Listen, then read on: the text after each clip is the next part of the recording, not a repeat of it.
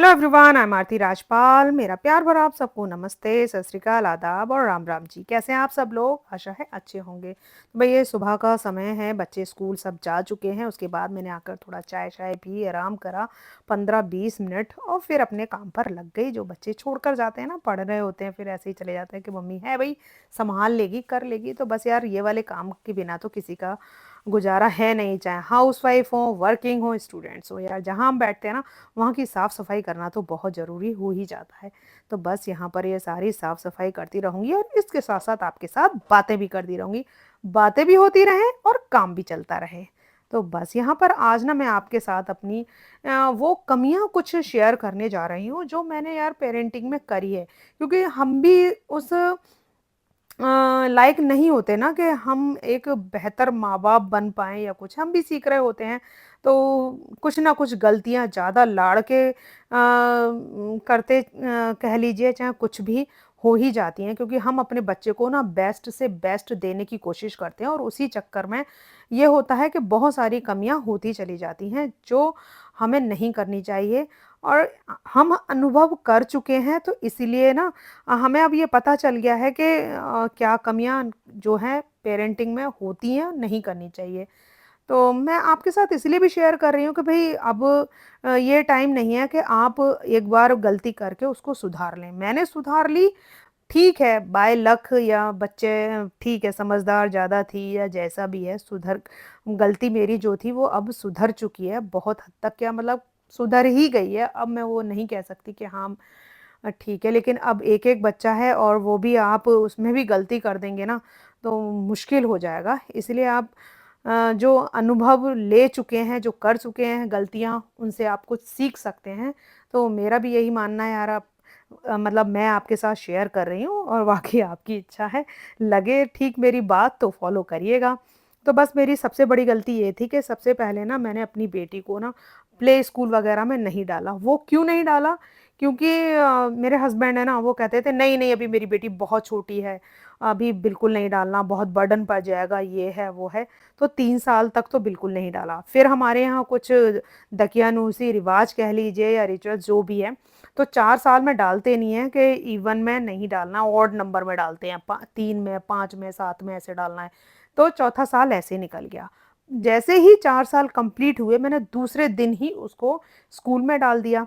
अब स्कूल में डाला तो यहाँ ये बात हुई कि जो और बच्चे 2.5-3 साल से प्ले स्कूल, नर्सरी ये सब कर रहे थे, तो वो ज़्यादा एक्टिव होना ही है उनको भई। वो उस माहौल को समझ चुके हैं और उस चीज़ को जान रहे हैं हमें कैसे क्या करना है। और मेरी बेटी एकदम नई जा रही है, तो बस टीचर्स की यहीं से शिकायतें करना शुरू हो गया और समझ लो बेटी का मेरा बुरा टाइम यहीं से शुरू हुआ।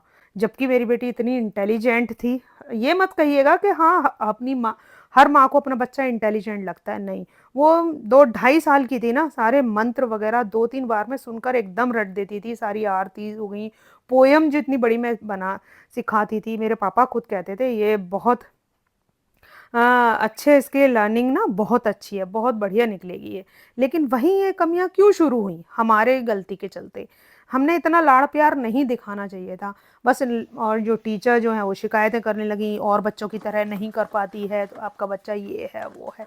जब इस तरीके का प्रेशर होता है ना, तो आप समझिए माँ पे घड़ी। कितना प्रेशर हो जाता है। ऊपर चलो से उठो, फिर पोछा लगाने दो। जब पोछा ये सुनने लगाऊंगी को मैं, उठ मिलता जाओ है कि चलो। तुम पढ़ी लिखी हो करके बच्चे को नहीं पढ़ा पा रही गया हो, उठ के। ये और वो, यार बहुत कुछ सहना पड़ता है। फिर इस चलते ना हम भी फ्रस्ट्रेट होते हैं, और फिर बच्चे पे उतना ही जोर जबरदस्ती उसको घंटों लेकर बैठना, सुबह से शाम तक जब भी फ्री होना है, नहीं बेटा चलो ये करो वो करो। इतना प्रेशर बच्चे पे आ जाता है जो कि हमें बिल्कुल नहीं करना चाहिए। और जब हम ज़्यादा इरिटेट या कुछ हो जाते हैं ना, तो ना चाहते हुए भी हम बच्चों को ऐसे वर्ड बोल जाते हैं ना, जो बच्चा वहीं से धीरे धीरे अपने आप की इतनी कमियां महसूस करने लगता है कि नहीं तुम्हारे बस की नहीं है, कुछ नहीं कर सकते, तुम्हारा कुछ हो ही नहीं सकता, ये है वो है, इस तरीके से। यार बहुत ये वाली गलतियां आप लोग प्लीज बिल्कुल मत करिएगा। आपका बच्चा चाहे किसी भी तरीके का है ना, कितना भी, आप डम नहीं कहना चाहिए बच्चे का, कोई बच्चा डम नहीं होता है। आप उसको प्रोत्साहित करिए, नहीं बेटा आप कर सकते हो, आप में वो कैपेसिटी है। आप इतना कर रहे हो ना, थोड़ा-सा करने से आप इतना कर पा रहे हो। अगर आप थोड़ा-सा और ज़्यादा इसको सीखोगे, करोगे तो और ज़्यादा कर पाओगे। कोई पेट से नहीं सीख कर आता, सब इस दुनिया में आकर सीखते हैं। इस तरीके के वर्ड्स आप बच्चे को बोलोगे ना, तो हाँ, उसमें हिम्मत आएगी। क्योंकि ये यार मेरे साथ हुआ है, मैंने जब अपने आप को सुधारा ना कि नहीं यार ऐसे काम नहीं चलने वाला, इस तरीके से तो मेरी बेटी और भी ज़्यादा डम होती जा रही है। मतलब एकदम उसने अपने आप को ठान लिया था ऐसे कि नहीं मैं किसी लायक नहीं हूँ। क्योंकि वो कई बार कहती थी, नहीं मम्मी आप ना मुझे बस ऐसे ही एनकरेज करती हो, मैं इस लायक नहीं हूँ, मेरे से हो नहीं पाता है ना, आप वैसे ही कहती हो। तो मैंने उसको बहुत मुश्किल से यार समझाया है। आज वो बहुत अच्छी रैंकिंग यूनिवर्सिटी से मास्टर्स कर रही है, और थोड़ा ही पढ़ने पर सब कुछ एग्ज़ाम वगैरह वो खुद अपनी मेहनत से निकाल रही है। तो यार मैंने गलती अपनी सुधार ली, या कहिए मैंने क्या सुधारी, मेरे बच्चे में वो स्टैमिना था, उसको प्रोत्साहन मिला, थोड़े फिर टीचर्स उसको स्कूल में 1-2 ढंग के मिले, तो इस तरीके का यार उसका सुधर गया। तो प्लीज़ अगर आप कर सकते हैं ना तो ज़रूर